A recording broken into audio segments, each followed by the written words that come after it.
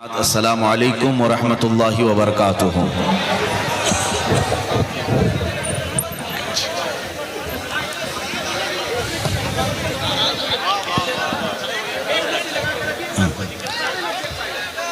اب ٹھیک اچھے نا؟ الحمدللہ الحمدللہ الحنان المنان الذي خلق الانسان وعلمه البيان والصلاة والسلام على رسوله سيد الإنس والجان وعلى آله وأصحابه ذوي الخير والإحسان أما بعد فأعوذ بالله من الشيطان الرجيم بسم الله الرحمن الرحيم فليحذر الذين يخالفون عن أمره أن تصيبهم فتنة أو يصيبهم عذاب أليم صدق الله مولانا العظيم۔ بارگاہ رسالت معاب صلی اللہ علیہ وسلم میں درود پاک کا ہدیہ پیش کریں۔ اللہم صلی علی سیدنا و مولانا محمد معدن الجود والکرم وآلہ واصحابہ الکرام وابنہ الکریم وبارک وسلم صلاة دائمتا سرمدا ابدا۔ بنگال کی سرزمین، ہو سکتا ہے رات کی ٹھنڈی تو ہو، مگر مومنوں کے دلوں میں کبھی عشق رسالت کی ٹھنڈی نہیں آ سکتی۔ سبحان اللہ۔ لہٰذا جتنی بلند آواز سے آپ نعرہ اور سبحان اللہ کہتے ہیں، عشق کا تقاضا یہ ہے کہ جب میرے مصطفیٰ کا ذکر آئے تو بلند آواز سے درود پاک بھی پڑھا جائے۔ بلند آواز سے پڑھیں درود پاک۔ اللہم صلی علی سیدنا شفیعنا اللہم صلی علی سیدنا محمد معدن الجود والکرم وآلہ بارک وسلم صلاة وسلم وآلہ واصحابہ الکرام وابنہ الکریم وبارک وسلم۔ میرے عزیزو، ہر محبت کرنے والا اپنے محبوب کے ذکر پر جھوم اٹھتا ہے، لہٰذا درود مبارکہ ایک ایسی عبادت ہے جس کے ذریعے سے آپ نبی کریم صلی اللہ علیہ وسلم کے بہت قریب پہنچ جاتے ہیں۔ جب ذکر آ جائے میرے مصطفیٰ کا، لبوں کو بند نہ رکھو، بے اختیار حضور پر درود پڑھ لیا کرو۔ محفلوں کی چاشنی، محفلوں کا عطر بھی یہی ہے، ہماری روح کی غذا بھی یہی ہے۔ نبی پاک صلی اللہ تعالیٰ علیہ وسلم کی بارگاہ میں جس کا جتنا قرب ہوگا وہ درودوں کی برکت سے ہوگا۔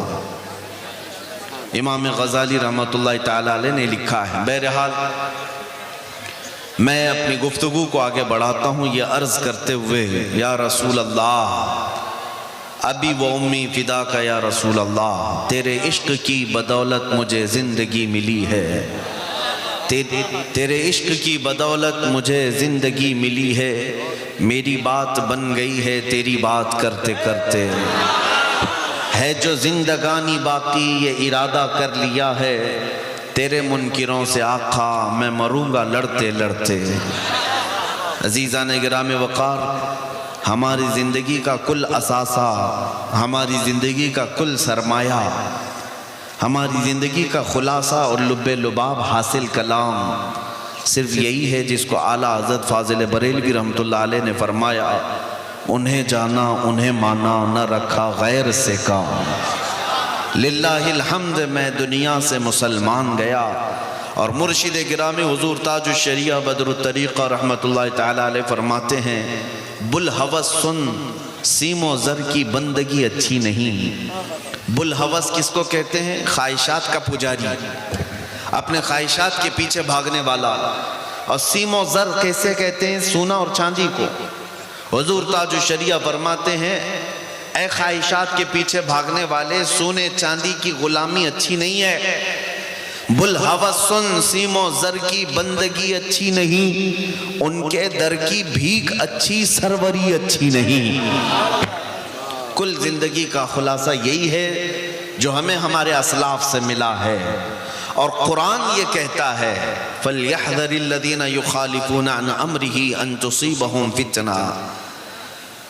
ایمان والوں کو یہ چاہیے کہ رسول کے حکم کی مخالفت کرنے سے بچیں، ورنہ کیا ہوگا؟ أَن تُصِيبَهُمْ فِتْنَةٌ أَوْ يُصِيبَهُمْ عَذَابٌ أَلِيمٌ، یا پھر یہ ہوگا کہ اگر تم رسول کے راستے کو چھوڑ کر چلو گے فتنے میں مبتلا ہو جاؤ گے یا دردناک عذاب میں گرفتار ہو جاؤ گے. دو چیزیں ہیں، سمجھ کر کے چلو. نبی پاک صلی اللہ تعالیٰ علیہ وسلم کو اگر چھوڑ دیا فتنے میں مبتلا ہوگے یا عذاب میں گرفتار ہوگے. میں ایک مثال آپ کو بتا دیتا ہوں. جنگ احد جو ہوئی تھی، جنگ احد اسلام کی یہ دوسری بڑی جنگ ہے. اس میں ہوا یہ تھا کہ نبی پاک صلی اللہ علیہ وسلم نے ایک اونچے ٹیلے پر 50 تیر انداز صحابہ کو کھڑا کیا تھا اور ان سے کہا تھا کہ جب تک میں نہ کہوں اس پہاڑ سے نیچے مت اترنا، کیونکہ وہ لوکیشن ایسا تھا کہ کفار و مشرکین سامنے آتے تو یہ 50 تیر انداز صحابہ تیر مار دیتے، وہ سامنے آ ہی نہیں پاتے تھے. تو حضور پاک صلی اللہ علیہ وسلم کی یہ حکمت تھی اور ان 50 تیر انداز صحابہ نے اچھے اچھے کافروں کو اوپر سے تیر مارا تھا. پھر جب جنگ جو ہے میدان میں چل رہی تھی، کفار مشرکین شکست کھا کر بھاگ رہے تھے، اپنا مال سب چھوڑ کر بھاگ رہے تھے. تو جو نیچے صحابہ تھے انہوں نے مال غنیمت جمع کرنا شروع کیا. جنگ ختم ہونے کو آ گئی. اب سنو، جو 50 تیر انداز صحابہ اوپر کھڑے تھے انہوں نے یہ سوچا کہ ہم بھی اتر جاتے ہیں اور مال غنیمت جمع کرتے ہیں، چونکہ جنگ ختم ہو گئی. ان میں سے چند صحابہ نے کہا نہیں، اللہ کے رسول نے فرمایا جب تک میں نہ کہوں اترنا نہیں. لیکن صحابہ میں آپس میں یہ بات ہوئی کہ نہیں، رسول اللہ کے فرمانے کا مطلب یہ ہے جب تک جنگ ختم نہ ہو تب تک مت اترنا. جنگ ختم ہو گئی، وہ کفار بھاگ رہے ہیں، اب یہاں ہم کھڑے ہو کر کیا کریں؟ تو 40 کے قریب صحابہ اتر گئے، یعنی کئی صحابہ اترے. اب وہ جو مین لوکیشن تک خالی ہو گیا تو کفار و مشرکین کی طرف سے خالد بن ولید اس وقت آئے تھے، ابھی وہ ایمان لائے ہوئے نہیں تھے. جب انہوں نے دیکھا کہ یہ اونچا ٹیلا خالی ہو گیا ہے، 200 لشکریوں کو پیچھے سے بھگاتے ہوئے لائے اور جو اوپر کھڑے تھے صحابہ ان سب کو شہید کیا. اور واپس آ کر کے جو صحابہ مال غنیمت جمع کر رہے تھے سب پر حملہ کیا اور جو بھاگے ہوئے کافر تھے وہ بھی پلٹ کر آ گئے.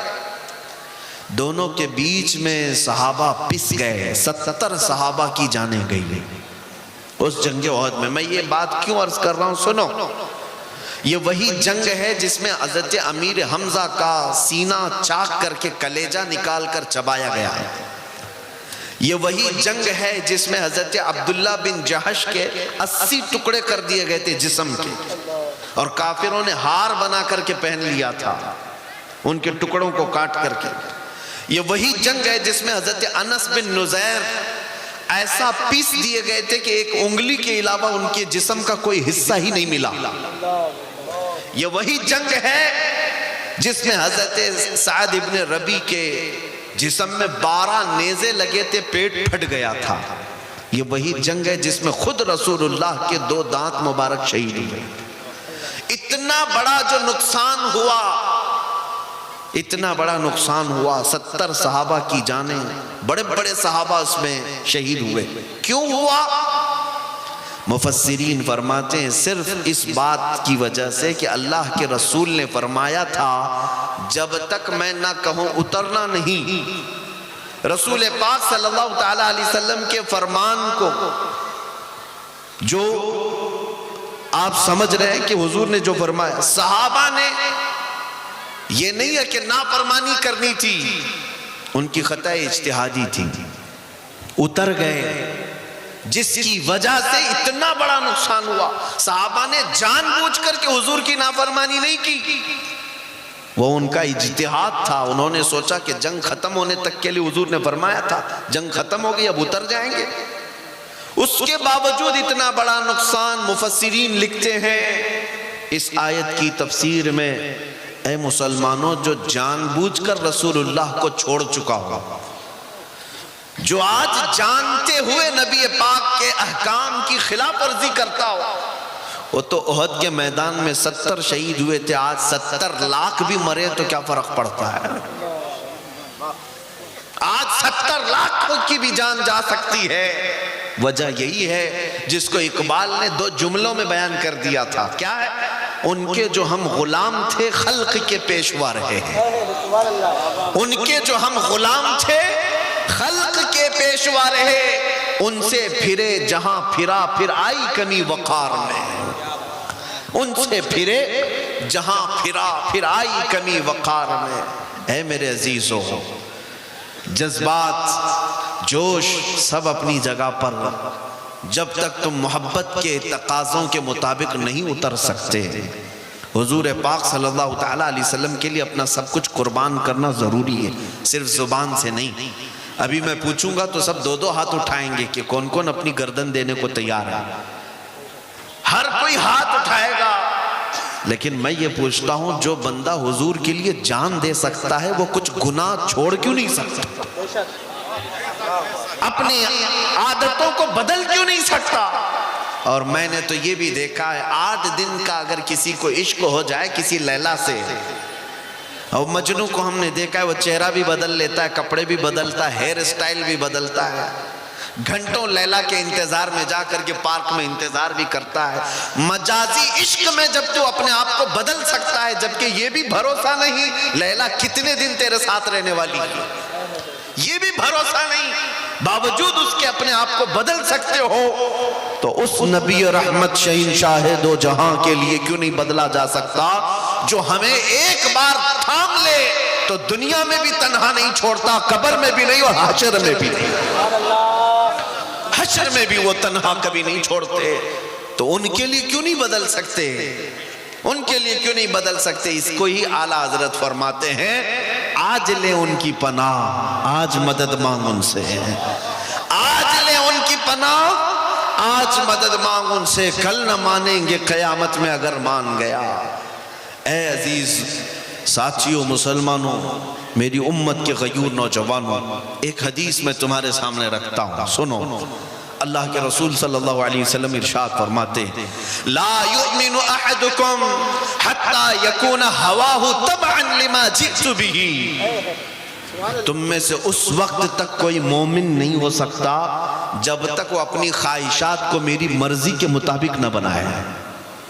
جس چیز کو میں لے کر کے آیا ہوں، رسول پاک لے کر کے آیا، حضور کی مرضی کے مطابق جب تک تم اپنی خواہشات نہیں بناؤ گے تب تک مومن نہیں۔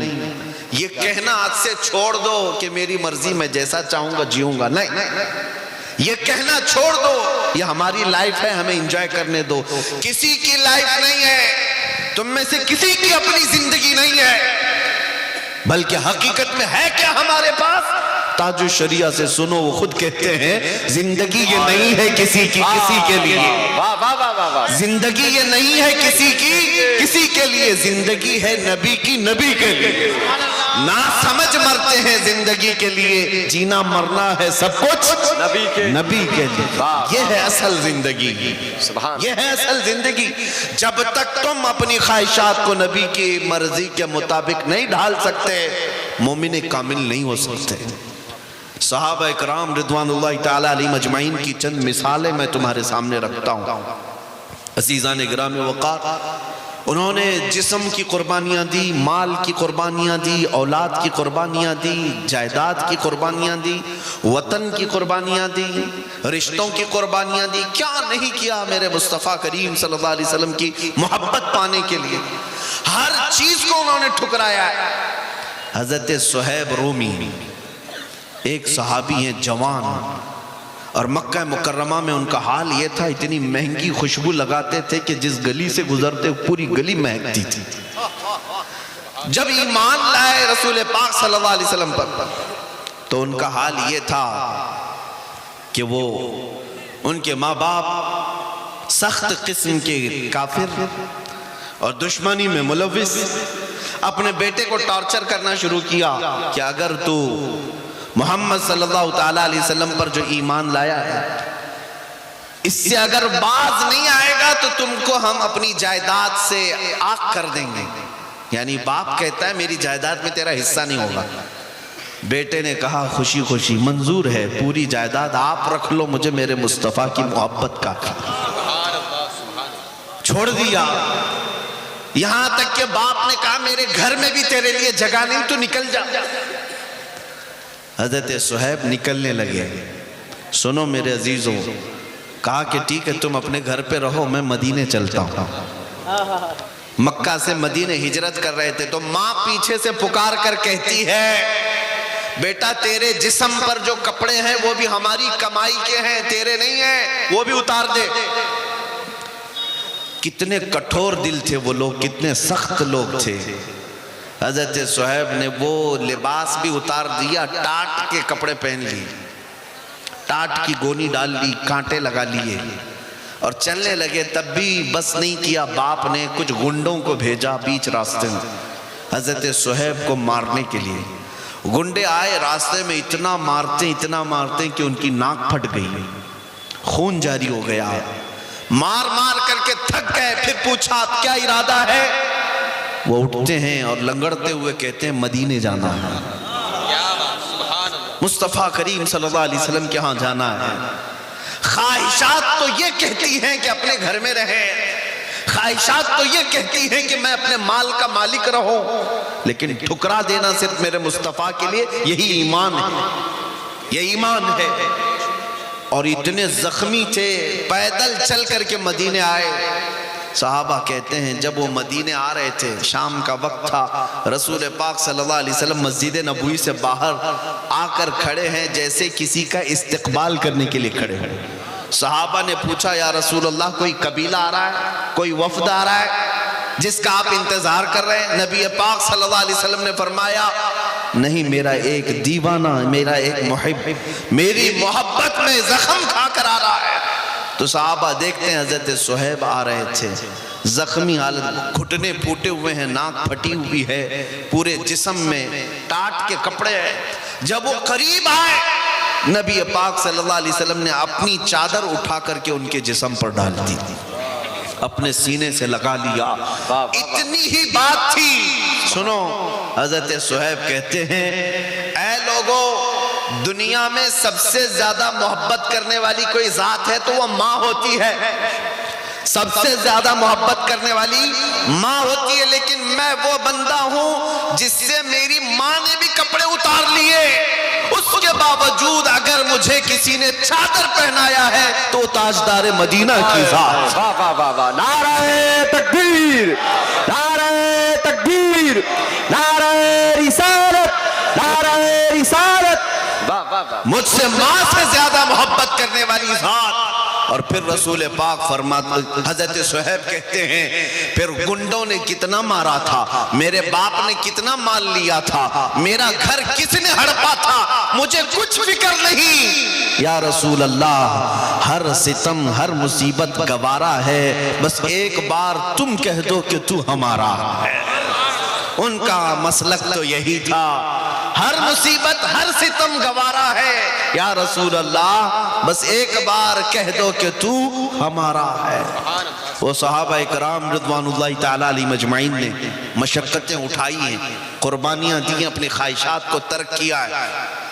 آج نوجوانوں سے میں پوچھتا ہوں، ساری خواہشات کا بنڈل تو لے کر کے اپنے ساتھ بیٹھے ہوئے ہو، اور پھر اگر صرف ہم یہاں بیٹھ کر کے نعرے رسالت کریں اور پھر حفظ ناموس رسالت کی بات کریں، یہ کیسے ہو سکتا ہے؟ یہ کیسے ہو سکتا ہے؟ یہ شہادت گہے الفت میں ہے قدم رکھنا۔ لوگ آسان سمجھتے ہیں مسلمان ہونا، یہاں قربانیاں ہیں، یہاں پر جگہ جگہ تمہاری آزمائشیں، امتحانات ہیں۔ اے نوجوانوں، ہر چیز کے لیے تیار رہو، اس لیے کہ خدائے رب العالم، خدائے عزیز و جبار نے اس روئے زمین کے سب سے اچھے دین پر تمہیں پیدا کیا، سب سے اچھا دین اسلام جس پر تمہیں اللہ نے پیدا کیا، اور اتنا ہی نہیں سب سے محبوب رسول کی امت میں بنایا۔ ظاہر سی بات ہے جب سب سے بڑی دولت تمہارے پاس ہے تو اتنا ہی کٹھن امتحان بھی ہوگا، ویسے ہی آزمائشیں بھی ہوں گی، اور سب سے زیادہ دشمن تمہارے ہی ہوں گے، کیونکہ دولت سب سے بڑی تمہارے پاس ہے، سب سے بڑی دولت تمہارے پاس ہے۔ آپ سوچتے ہوں گے کون ہماری دشمنی کرتا ہے؟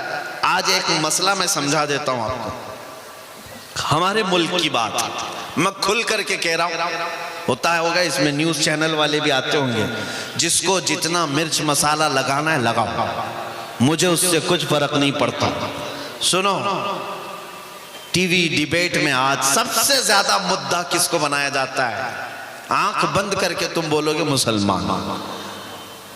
سب نیوز چینل جتنے بھی دجالی میڈیا نظام ہے، جب تک یہ ہمارا نام لیتے نہیں ان کی روٹی چلتی نہیں۔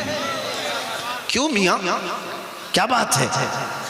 ایک تو میں نے سروے کی رپورٹیں دیکھی، مسلمان اس ملک میں سب سے بیکورڈ ہیں، ان کے پاس مال کی کمی ہے، ان کے پاس ایجوکیشن کی کمی ہے، ان کے پاس سیاست نہیں، ان کے پاس قیادت نہیں، ان کے پاس ڈپارٹمنٹ میں لوگ نہیں، ان کے نیتا نہیں۔ سب رپورٹ میں ہم نے دیکھا، یہاں تک کہ کئی رپورٹیں یہ بتاتی ہیں کہ دلت سماج سے بھی نیچے آ گئے مسلمان کچھ معاملات میں۔ اتنی بچھڑی ہوئی قوم ہے اگر، اور وہ بھی پورے ملک میں 14% ہے، اتنی بچھڑی ہوئی قوم جن کا ڈھنگ کا ایک نیتا نہ ہو، اللہ ماشاءاللہ، اور کوئی طاقت نہیں، کوئی قوت نہیں۔ پھر میں یہ پوچھتا ہوں سب سے زیادہ ڈسکشن اس قوم پہ کیوں ہوتا ہے؟ جو سب سے کمزور ہے، اگر سب سے زیادہ بچھڑی ہوئی ہے، تو پھر مدعا ہر ٹی وی چینل کا یہی کیوں ہے؟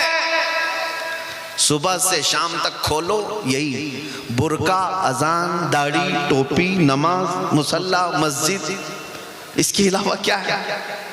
سب کل ملا کر کے نیوز کا حاصل صرف مسلمان، صرف مسلمان۔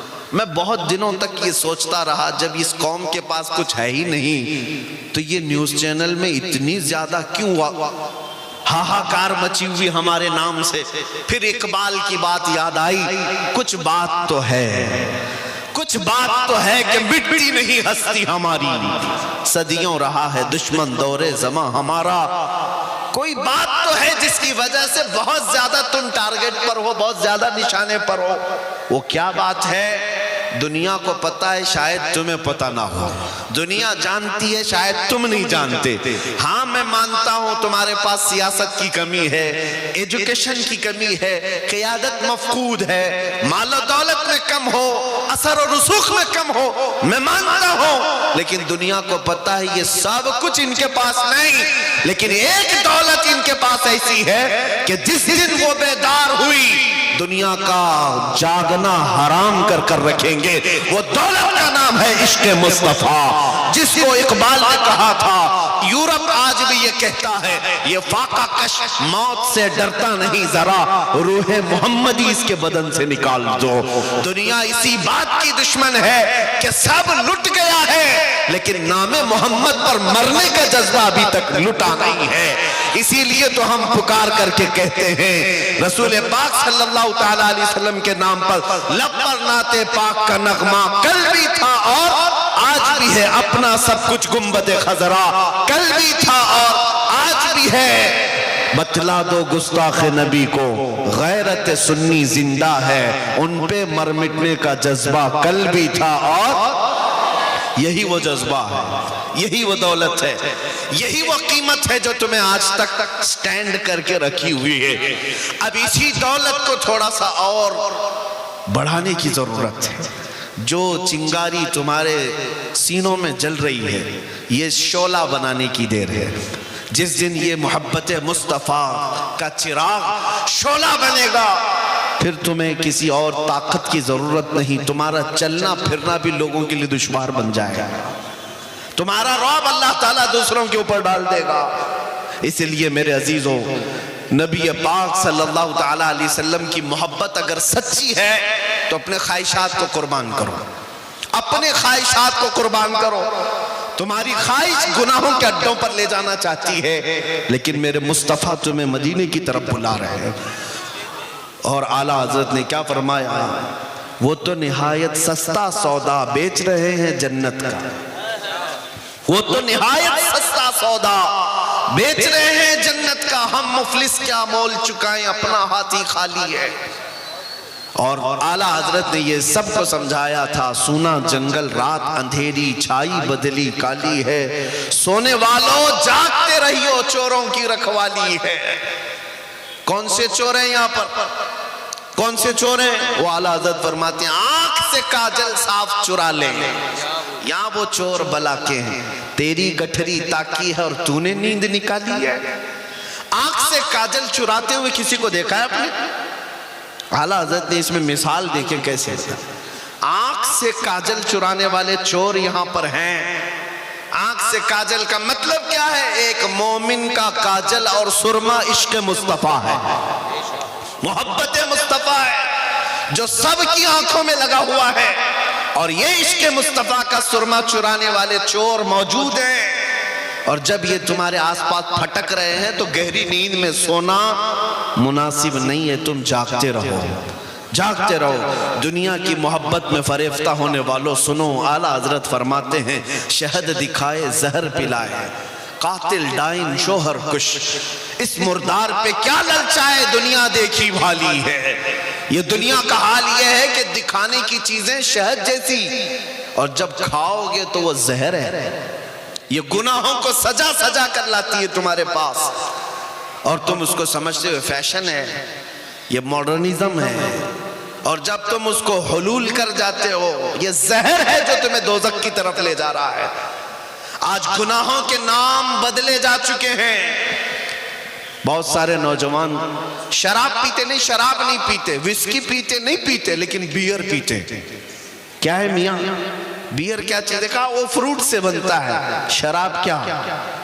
شراب پکانے سے بنتا ہے، وہ بھی بہت سارے فروٹ سے ہی بنتا ہے۔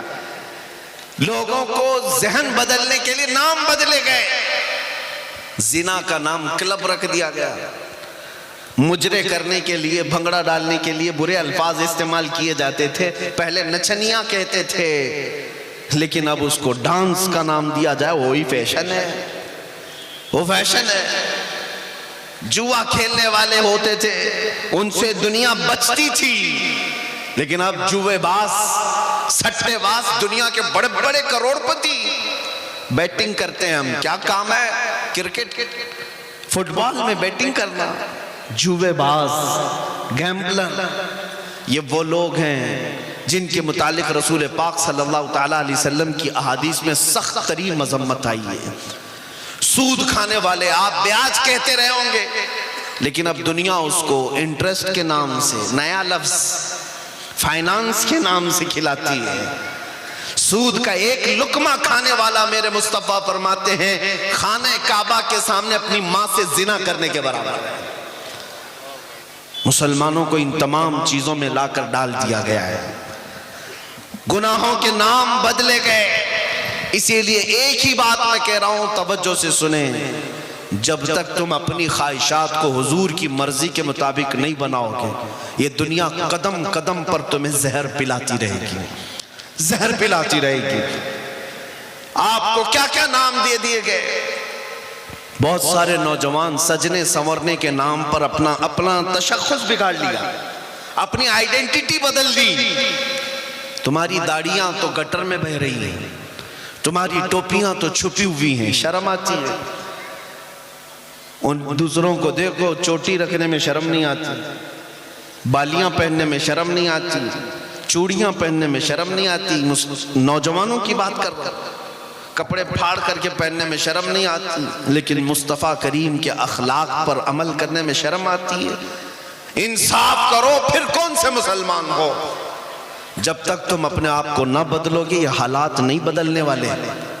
قرآن کہتا ہے ان اللہ لا یغیر ما بقوم حتی یغیر ما بانفسہم، بے شک اللہ تعالیٰ اس وقت تک کسی قوم کی حالت کو نہیں بدلتا جب تک وہ قوم خود اپنی حالت نہیں بدلتی۔ آج بدلنے کا وقت ہے۔ شاعر نے سچ کہا ہے، جگہ جگہ کے تھک چکے ہیں تمہیں یہ ہنگامے، نشاط لذت خواب گراں بدل ڈالو، غلط روی سے منازل کا بعد بڑھتا ہے، مسافروں روش کارواں بدل ڈالو۔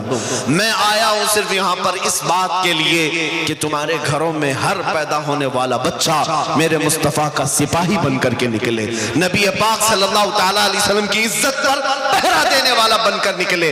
اتنے بڑے عظیم کام کے لیے اٹھنے والا ایک بچہ، ظاہر سی بات ہے اسے اندر سے اور باہر سے پورا پاک ہونا ہوگا، اس کی تربیت پر پوری توجہ دینی ہوگی، یہاں پر جتنے حاضرین آئے سب سے میں کہتا ہوں اگر اللہ نے ایک بیٹا دیا ہے تو میرے مصطفیٰ کے نام پہ پالو، اس کی تربیت کرو نام محمد لے کر کے، اور اسے یوں سکھاؤ میں سو جاؤں یا مصطفیٰ کہتے کہتے، کھلے آنکھ میری صلی اللہ کہتے کہتے، جب وہ جوان ہو جائے پھر دیکھنا دنیا اس کے سامنے انگلی اٹھانے کی بھی ہمت نہیں رکھ سکتی۔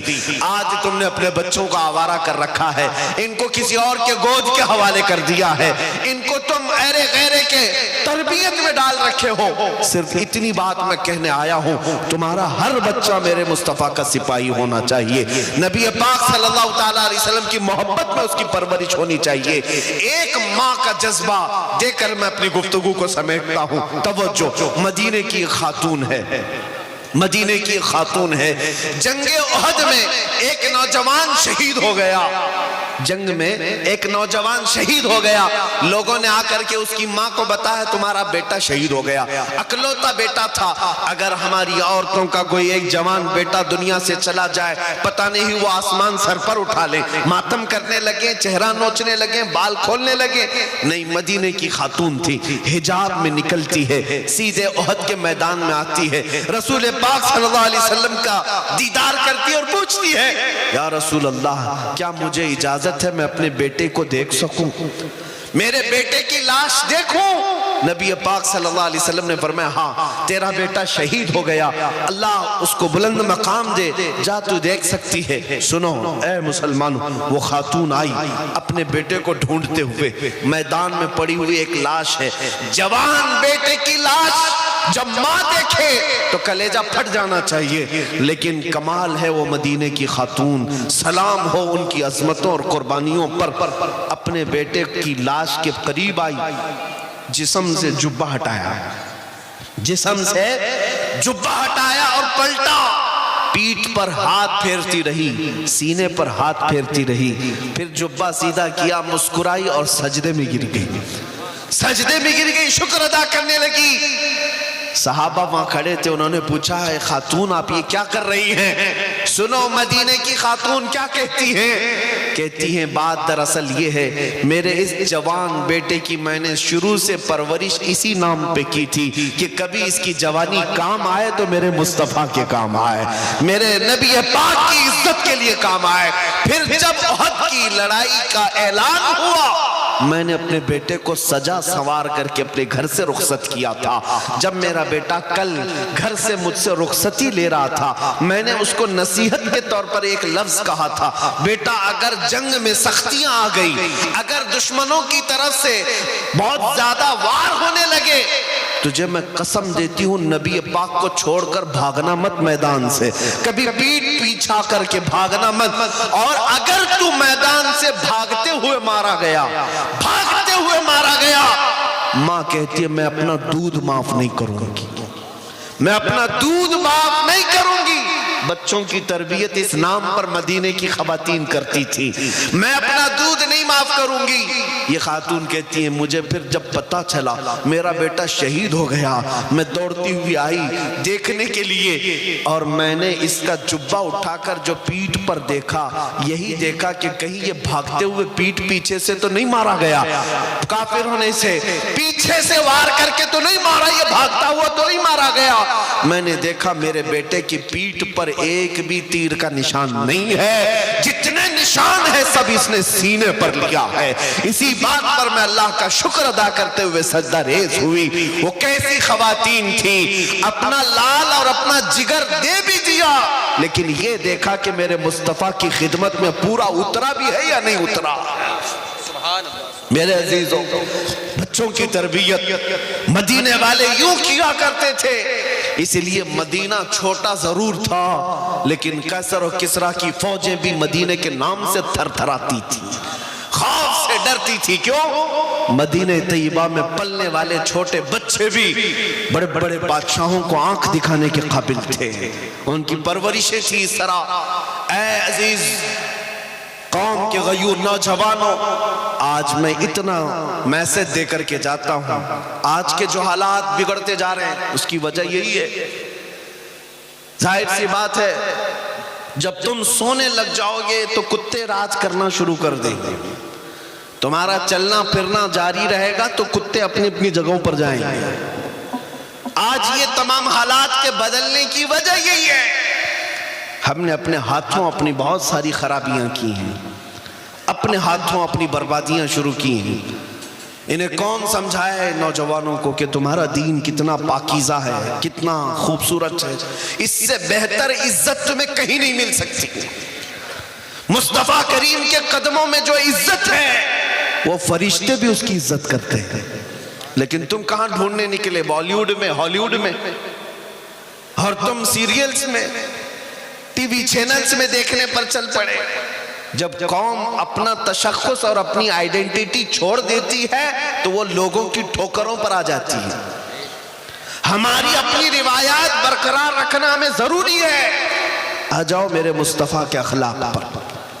آج جو حالات بدلے ہیں صرف تھوڑی بیداری کی ضرورت ہے۔ مجھے پتا ہے ان پاکھنڈیوں کی کوئی حیثیت ہی نہیں جو اپنے گوفے میں بیٹھ کر بھونک تو سکتے ہیں لیکن کبھی کسی محمد عربی کے شعر کا مقابلہ کر ہی نہیں سکتے۔ اتنی بات طے ہے، یاد سے نہیں تاریخ سے ثابت ہے، نبی پاک صلی اللہ تعالیٰ علیہ وسلم کی نسبت جس غلام سے ہے کتے اس کا مقابلہ نہیں کرتے۔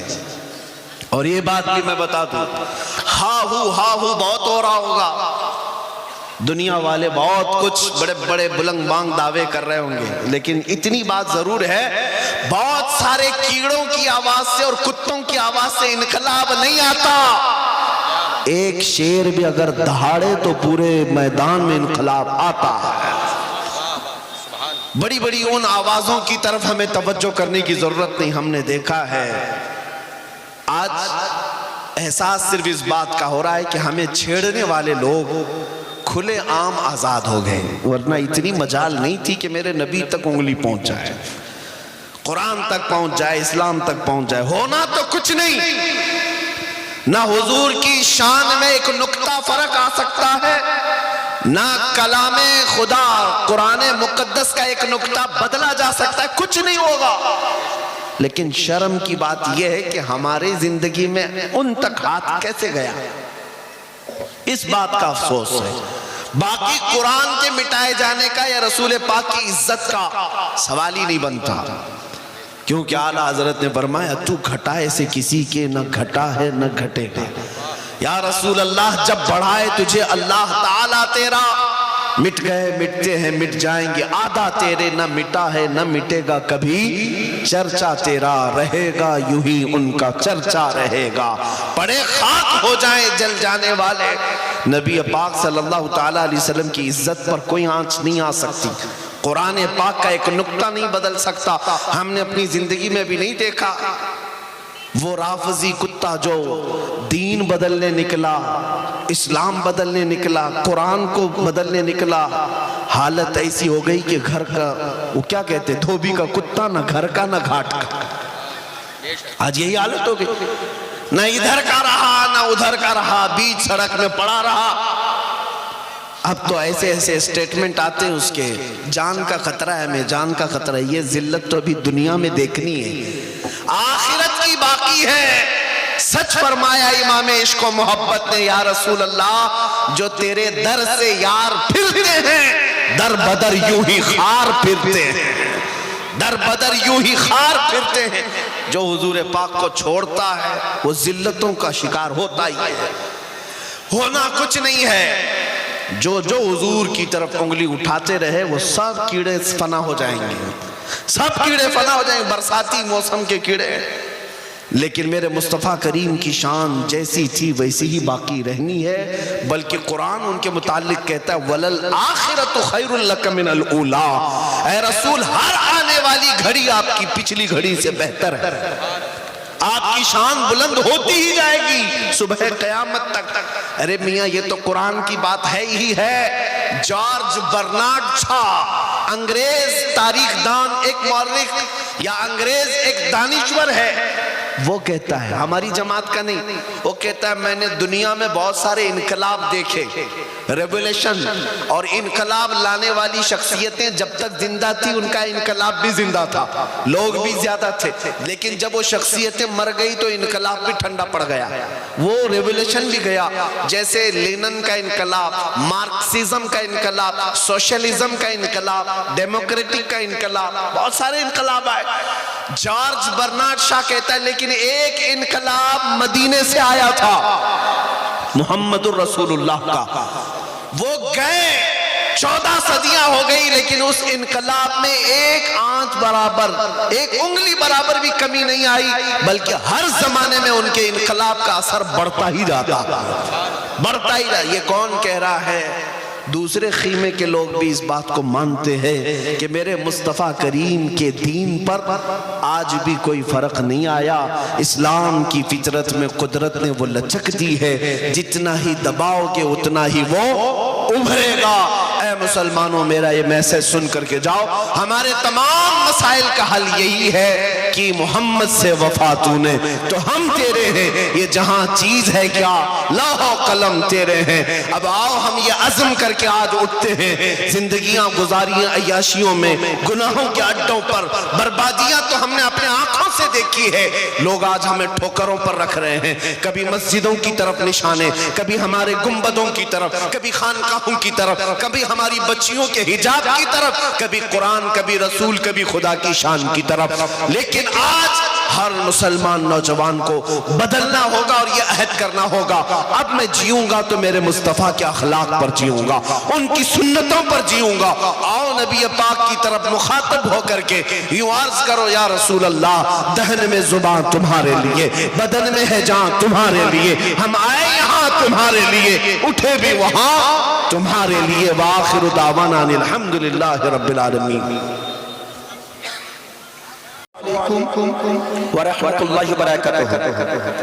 সকল মুসলমান বাবাদের ভাইদের প্রতি বলছি যে হাস্তির কাছ থেকে আপনারা এতক্ষণ ধরে নামুসে রাসূলের উপরে যা বক্তব্য শ্রবণ করলেন, তিনি অন্য কেউ নয়, তিনি আমাদের হুজুর তাজুশ শরিয়া আলাইহি রাহমা ওয়া রিদওয়ানের খলিফা। আপনারা কেউ যদি মুরিদ হতে চান তাহলে আমাদের সালাম হবে, এই সালামের পরে বসে যাবেন এবং মুরিদ হয়ে যাবেন। এরকম আর চান্স পাবেন না। হুজুর তাজুশ শরিয়া খলিফার কাছে মুরিদ হওয়া এটা বিরাট বড় আপনাদের ভাগ্যের ব্যাপার। আপনারা ভাগ্য যদি পরিবর্তন করতে চান তাহলে আপনারা বসে যাবেন, কেউ বাড়িতে যাবেন না, মুরিদ হয়ে যাবেন ইনশাআল্লাহ। মুস্তাফা জানে রহমত পেলা سلام شمع بز میں ہدایت پیلا سلام شہر یار گرم تاج گجار حرم نو بہار شفاعت پیلا سلام جی سبحانی گھڑی چمچا پہ پاک چاند جی سبحانی گھڑی چمچا پہ پاک چاند اس دل افروز ساعت پہلا ہو سلام اس دل افروز ساعت پہلا ہو سلام غوث اعظم امام تغقا بنوقا جلوہ شان قدرت پہلا ہو سلام کاش محشر میں جب جب ان کی آمد ہو بھیجے سب ان کی شوکت پہ لاکھوں سلام تو مجھ سے خود مانگ کے خود سے کہے رضا مجھ سے خود مانگ کے خود سے کہے رضا مصطفیٰ جانے رحمت پیلا ہو سلام شمع بز میں ہدایت پہ گلا کو سلام جو سلسلہ قادریہ میں بیعت ہونے کے خواہش مند ہیں وہ حضرات دل سے ارادہ کر لیں اور میرے ساتھ پڑھیں، اور دیگر حضرات توبہ کرنے کی نیت سے اللہ کے حضور معافی طلب کرنے کی نیت سے میرے ساتھ مل کر پڑھیں۔ پہلے سے اگر وہ کسی پیر سے بیعت ہیں تو توبہ کی نیت سے پڑھیں۔ اعوذ باللہ من الشیطان الرجیم، بسم اللہ الرحمن الرحیم، استغفر اللہ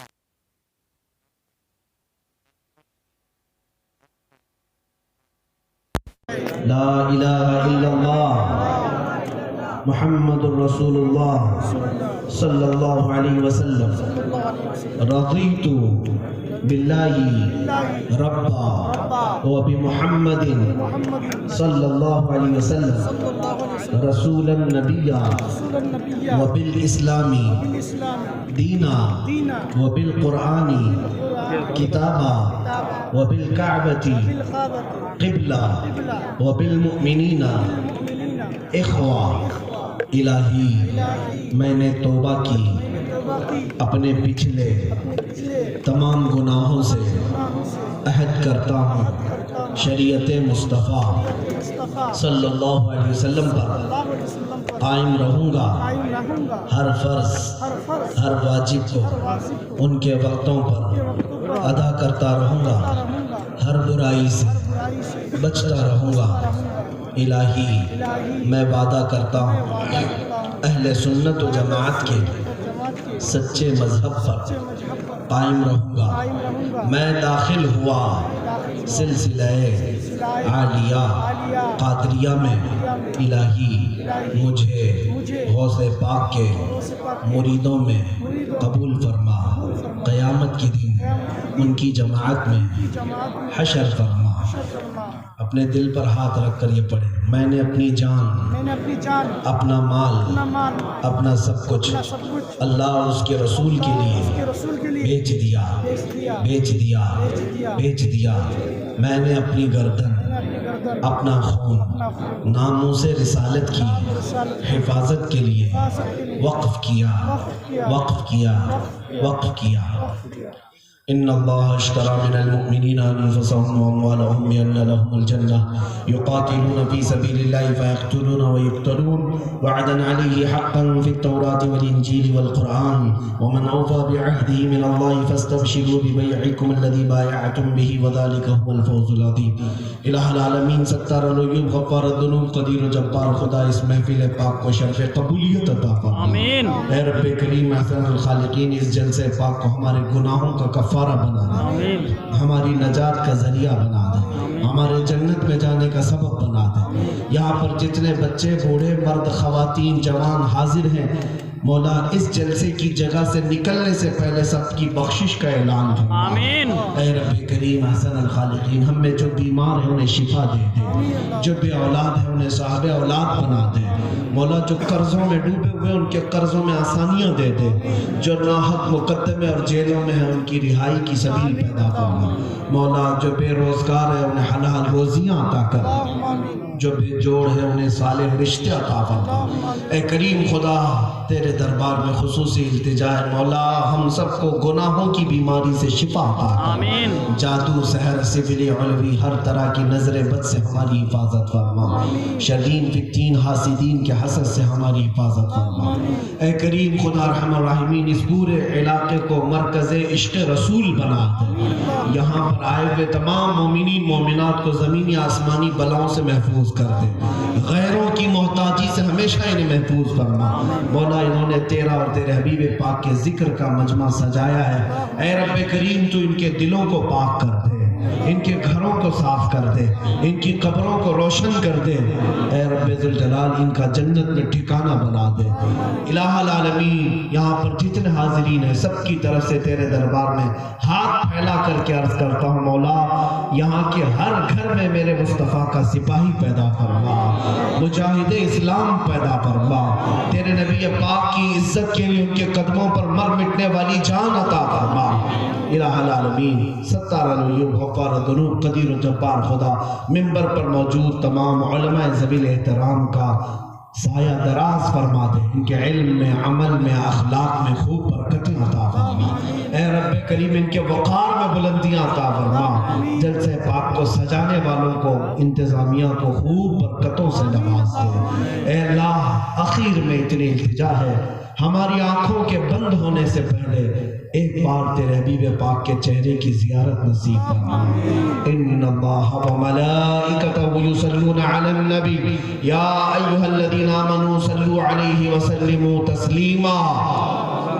اللهم صل على سيدنا ومولانا محمد معدن الجود والكرم وآله وأصحابه الكرام وابنه الكريم وبارك وسلم دعواهم فيها سبحانك اللهم وتحيتهم فيها سلام وآخر دعواهم ان الحمد لله رب العالمین۔ جب دمیں واپسی ہو یا اللہ، جب دمیں واپسی ہو یا اللہ، لب پہ جاری ہو بس لا الہ الا اللہ محمد رسول اللہ۔